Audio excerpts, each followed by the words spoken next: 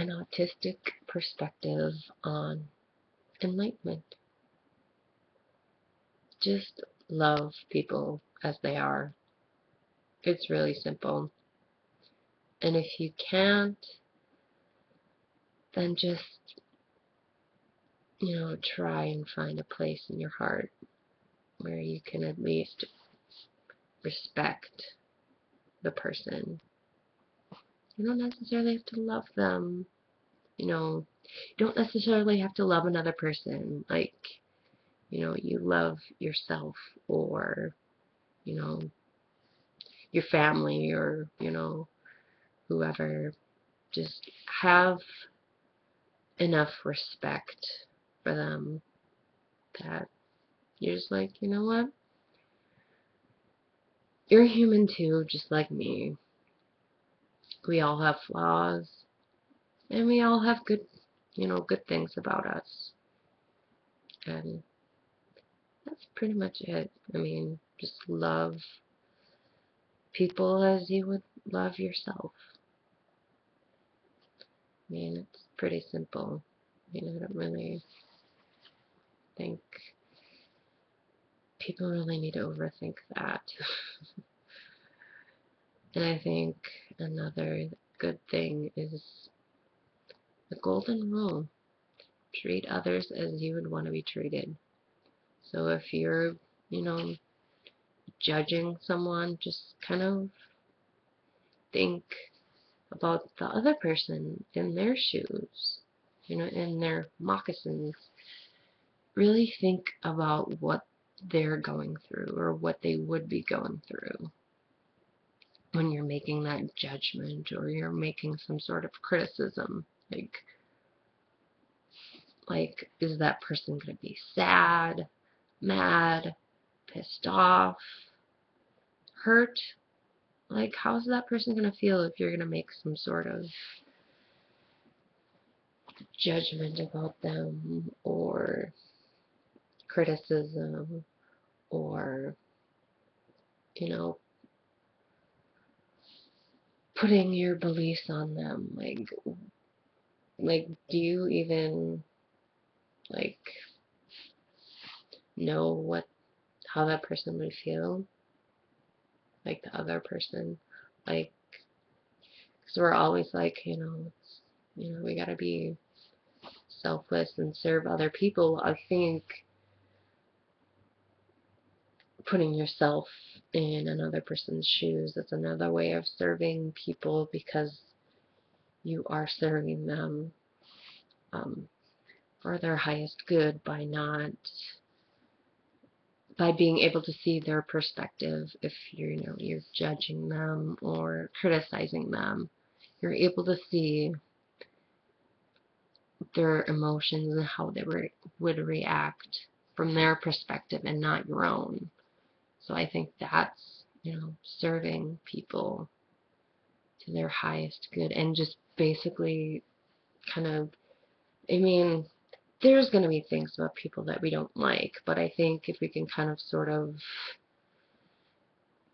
have compassion towards those things that we don't like about them, or their flaws, if we can have compassion for them, as if we can have, as we have compassion for ourselves, I think that's gonna kind of, it's gonna unite people. Because, I mean, we essentially are all the same. We are we are perfectly imperfect. And that is a beautiful thing. Because I know for me, I used to be a bit of a perfectionist and wanted to do everything the best, and I wanted to be number one. But it's really not about that at all. It's more so about, being kind to each other, loving each other, being compassionate. I think compassion is extremely powerful, and I think people need to practice that more. But yeah, I mean, for me, compassion is just empathizing with another person and being there for them and seeing, seeing it from another perspective than your own and being able to accept it and understand it.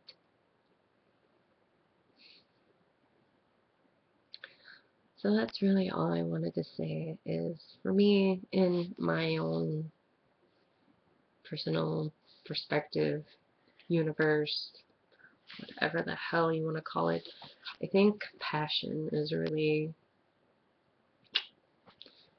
it's really a big point if, you want to travel a spiritual path and be enlightened. Because I think people throw that word around like it's, you know, they throw it around like it's, nothing. I mean, enlightenment and taking a spiritual pilgrimage is a very respectable and very sacred thing to do. And for me, I don't particularly care for people just throwing that word out there. I mean, because enlightenment is such a personalized experience, I think just kind of using that word haphazardly is, more harm than good. It's more detrimental to a person's growth if they don't find their own path and their own journey.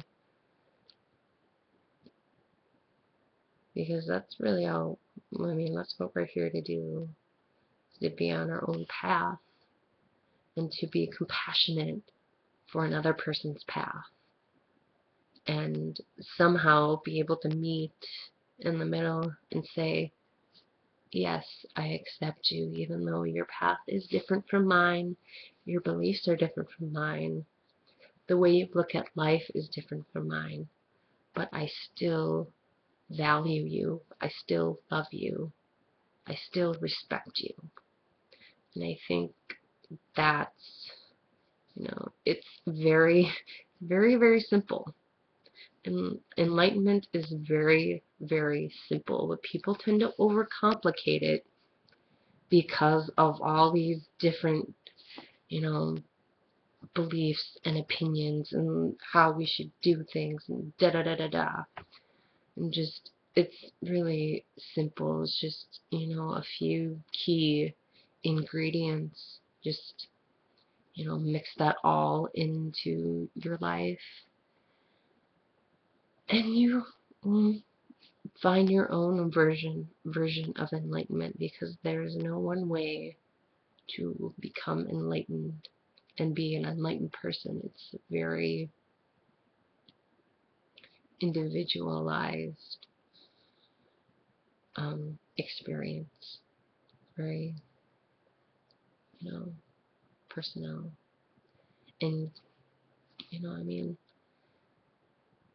not to say that, you need to go off and go meditate for,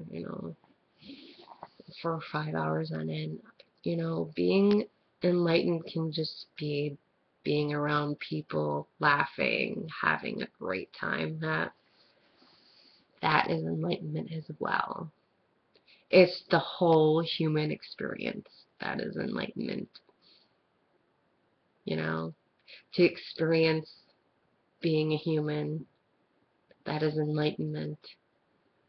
We're lightening ourselves up, because the human experience at times can be very, very shitty, and it can also be extremely magical and healing and transforming. So that's all I wanted to say. So that's my other little rant for the night. I'm kind of on a roll, but I think I'm gonna stop with this video, because when I have a lot of thoughts in my head, like they start to kind of run together, like a run-on sentence, and if I don't stop, then it just kind of comes out as blah, blah, like word vomit, and that's I can't really say that's my own fault. That's just how my brain processes things. Like, that's kind of how the autistic brain works, is that it's just all these different kind of thoughts come in at once, and they're not really all that connected.